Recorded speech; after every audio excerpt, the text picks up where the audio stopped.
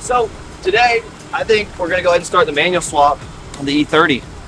I initially just started the day by jumping it off, heard the exhaust, was like, damn, it would sound really cool with a muffler delete. But ain't no way I'm doing a muffler delete on that with it and all, you know, I'm not doing all that. I think I'm gonna pull it down to the shop, clear out a spot for it. Got the full swap kit sitting there. It's been there for like 6 months, just haven't got off my ass and done it. So we're gonna see what we can get done today. Only got a few hours before work. It's what, 3 o'clock? Got like 5 hours before I gotta leave. Let's see what we can get going. So first of all, I've got to move the E30’s out of the way so I can get that thing out. It's been blocked in for a minute. Get a little cold start.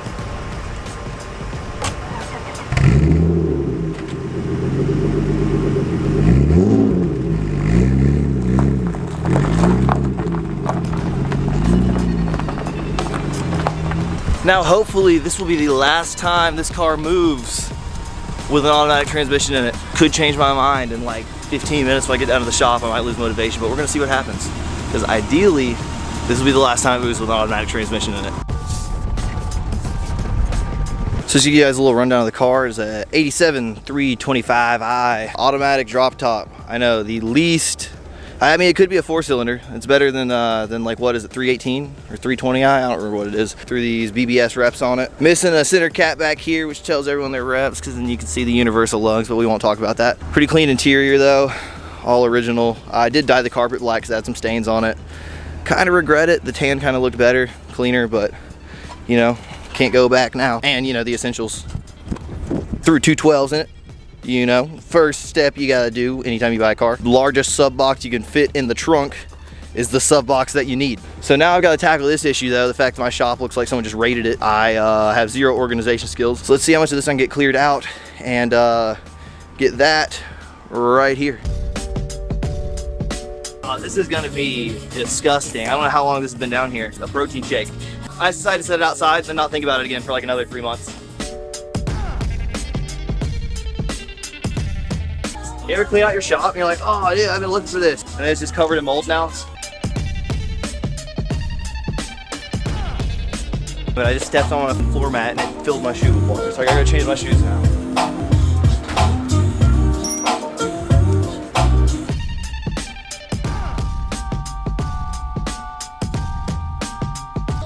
All right, so that should be enough room. As you can see, by cleaning, I meant moving everything out of the way. Didn't really clean it all, but it's rearranged.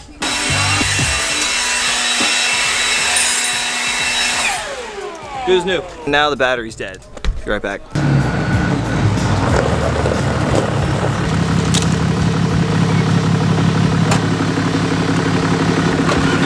There we go. Now we can get started. All right, it's in there. Kind of a tight fit. Kind of really tight, actually. Don't really have room on either side, and definitely have no room in the back. May or may not have been like backed into this shit back here. All I really need to be able to do is roll in from right here and right over there. So let's go ahead and get this thing on some jack stands and see what we got going on under there.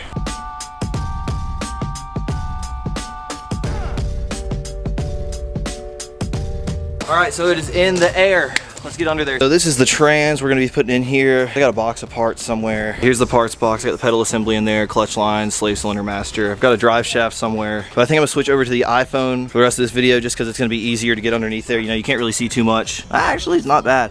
But I'm gonna switch to the iPhone. It's easier to move around, have a flash on it. Catch y'all back over there. So now I have no viewfinder and a wide angle on an iPhone. I believe the first step here, go ahead and unbolt that exhaust, drop it down because it runs right underneath the transmission. Step 2 is start it with no exhaust. You have to do that every time you pull your exhaust off. A couple things I'm already realizing are gonna be annoying. One, this exhaust is supposed to be bolted like this, right? Well, this one is welded, so I'm gonna have to cut that and have it welded back. And 2, this is just part of the project, but also gonna be annoying. Those are the bolts that I've gotta pull to get this exhaust off here. There's one there, and then back there. That's gonna be a blast to get to. Let's start pulling this exhaust off. All right, I'm thinking it might actually be easier to go from the top here because I can get in there pretty easily. A lot easier than using like 15 different swivels, at least to get the outer 2. I think I can get that one pretty easy. So I'm gonna go ahead and start on the top here. See how far we get, because it is currently, I don't even know what time it is, but I don't have too much time before work, so we'll see how far we get today.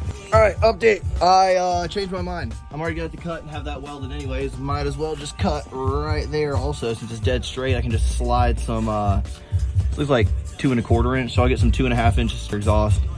slide it over and clamp it down for the time being. That'll get me to the exhaust shop and have him actually do it right. So I'm just gonna cut it right there, womp. Cut it right back here, womp, and then start dropping this trans.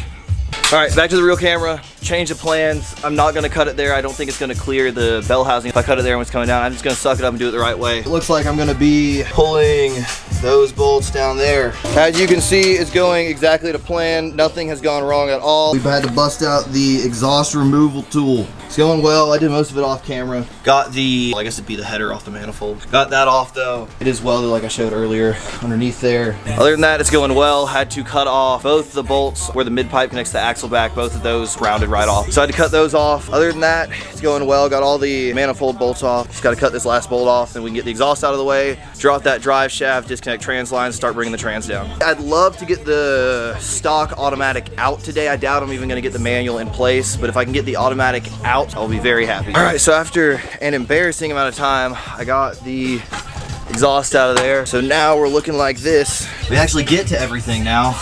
It looks like I gotta pull down this heat shield right here to get to the drive shaft. Probably gonna drop this cross member. You know, there's like 10,000 YouTube videos out there on how to do this. I should probably watch one and figure out what I'm doing instead of just, you know, taking shit apart. We have got the drive shaft out of this thing. Front piece, back piece, exhaust, and heat shield are out over there. So you can see right there, there's the Guibo or whatever the hell they call it. It's out in the front, on the rear, you can't really see it, but it's out all the way through. I went ahead and pulled the cross member for the trans right here. Now I gotta get these trans lines off, go ahead and do some interior work, get the shift linkage out of there, and start unbolting the bell housing. All right, so I've got the drive shaft out, skid plate out, the exhaust off. Really didn't get too much done. Everything is rusted, it's kind of a pain in the ass. But I'm gonna pick up tomorrow. I'm gonna finish one more thing. I'm gonna go ahead and get this interior work done, pull this shifter, like the trim around it out, pull the shift knob off, go ahead and disconnect the electrical shit down there. Then it should be just pull the trans lines, unbolt the bell housing, drop the trans down, and then start figuring out the clutch pedal assembly, all that. But for now, I'm just gonna go ahead and get that interior work done real quick. Somehow I have managed to lose all my screwdrivers that are Phillips heads and have nothing that fits, so I'm gonna use an impact. Alright, well that's mostly the part. I am done for the day. It is cold. Alright, so that's all I'm gonna do for the day. It's supposed to be warmer this week, so I'm gonna pick up tomorrow right here. So, it is a new day. Started thinking about it. I still got a good bit of prep to do on the actual manual transmission before it can go in the car. So I'm gonna stop stressing so much about getting that automatic out. I just don't feel like draining ATF right now, dealing with that mess. So I'm gonna go ahead and get that transmission set up right out here, start doing a little bit of prep on it. I've went ahead and done a new reverse switch, new throwout bearing, and the clip that holds the clutch fork in place, as well as the little, I forget what it's actually called, the thing the clutch fork actually pivots on, sits out like this, it pivots back and forth on. I did a brass one of those. I've heard those are bad to break also. So what I'm going to be focusing on today though is getting the new shift bushings in here. It seems like it's got a fair bit of play in a few spots, so I'm going to go ahead and get some new shift bushings in this thing. Alright, so I've got this actual shift linkage off here now. It definitely could use some new bushings. Let's go ahead and start working on that. That's not ideal.